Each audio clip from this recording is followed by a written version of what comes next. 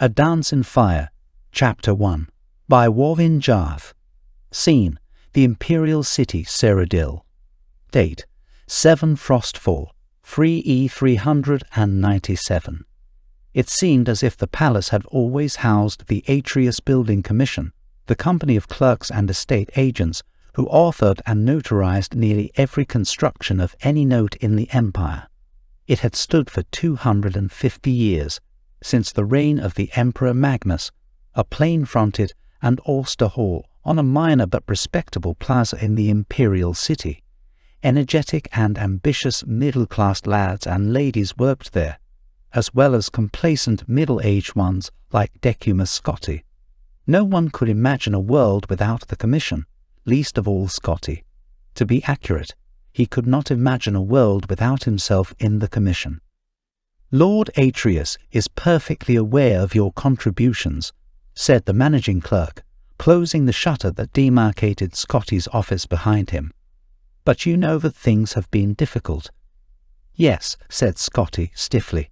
"Lord Vanek's men have been giving us a lot of competition lately, and we must be more efficient if we are to survive. Unfortunately, that means releasing some of our historically best but presently underachieving senior clerks. I understand. Can't be helped." "I'm glad that you understand," smiled the managing clerk, smiling thinly and withdrawing. "Please have your room cleared immediately." Scotti began the task of organizing all his work to pass on to the successor. It would probably be young Imbrelius who would take most of it on, which was as it should be, he considered philosophically.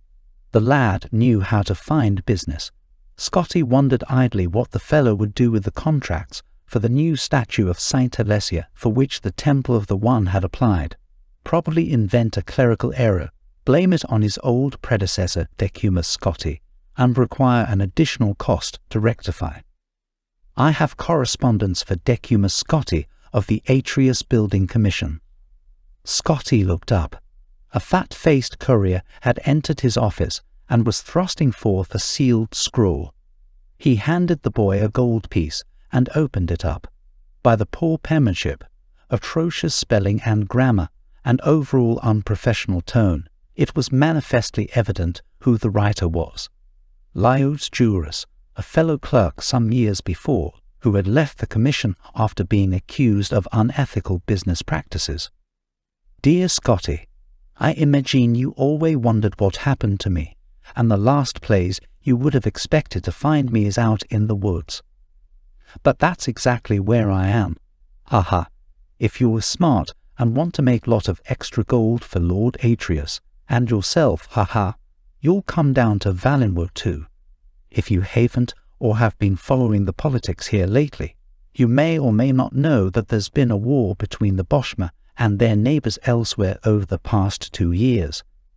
Things have only just calmed down, and there's a lot that needs to be rebuilt.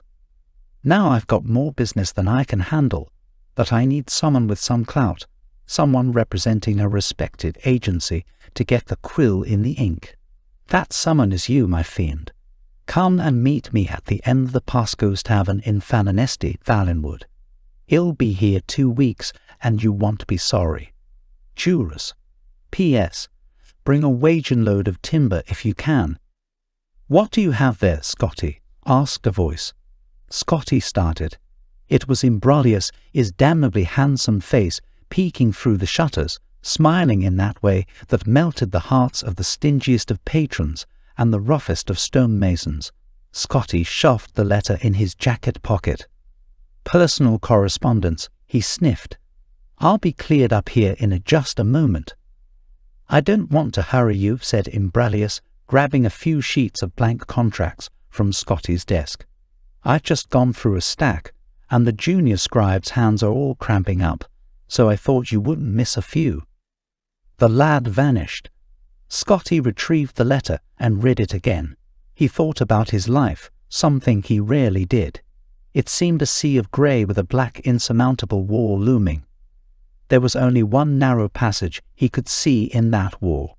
Quickly, before he had a moment to reconsider it, he grabbed a dozen of the blank contracts with the shimmering gold leaf Atreus Building Commission by appointment of His Imperial Majesty, and hid them in the satchel with his personal effects. The next day he began his adventure with a giddy lack of hesitation. He arranged for a seat in a caravan bound for Valenwood, the single escorted conveyance to the southeast, leaving the imperial city that week. He had scarcely hours to pack, but he remembered to purchase a wagon load of timber. "It will be extra gold to pay for a horse to pull that," frowned the convoy head. "So I anticipated," smiled Scotty with his best imbroglious grin. 10 wagons in all set off that afternoon through the familiar Ceridilic countryside, past fields of wildflowers, gently rolling woodlands, friendly hamlets. The clop of the horses' hooves against the soundstone road reminded Scotty that the Atreus Building Commission constructed it. 5 of the 18 necessary contracts for its completion were drafted by his own hand. "Very smart of you to bring that wood along," said a grey-whiskered Breton man next to him on his wagon. "You must be in commerce." "Of a sort," said Scotty, in a way he hoped was mysterious, before introducing himself. "Tecumus Scotty." "Grafe Mallan," said the man. "I'm a poet, actually a translator of old Bosmer literature. I was researching some newly discovered tracts of the Mnoriad Plebar 2 years ago, when the war broke out and I had to leave. You are no doubt familiar with the Mnoriad, if you're aware of the Green Pact." Scotty thought the man might be speaking perfect gibberish, but he nodded his head. "Naturally, I don't pretend that the Mnoriad is as renowned as the May-Aedian or as ancient as the Dancer Gaul, but I think it has a remarkable significance to understanding the nature of the Muralithic Bosmer mind. The origin of the wood elf aversion to cutting their own wood or eating any plant material at all, yet paradoxically their willingness to import plant stuff from other cultures, I feel can be linked to a passage in the Mnoriad." Mallan shuffled through some of his papers, searching for the appropriate text. To Scotty's vast relief, the carriage soon stopped to camp for the night. They were high on a bluff over a grey stream, and before them was the great valley of Valenwood. Only the cry of seabirds declared the presence of the ocean to the bay to the west. Here the timber was so tall and wide, twisting around itself like an impossible knot begun eons ago, to be impenetrable. A few more modest trees, only 50 feet to the lowest branches, stood on the cliff at the edge of camp. The sight was so alien to Scotty, and he found himself so anxious about the proposition of entering the wilderness, that he could not imagine sleeping. Fortunately, Mallan had supposed he had found another academic with a passion for the riddles of ancient cultures.